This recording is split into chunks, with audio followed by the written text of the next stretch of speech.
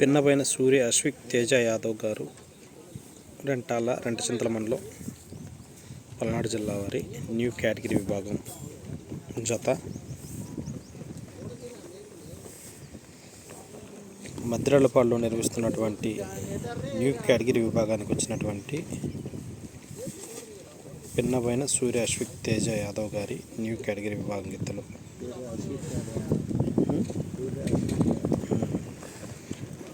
పిన్నపైన సూర్య అశ్విక్ యాదవ్ గారు రెంటచింతల మండలం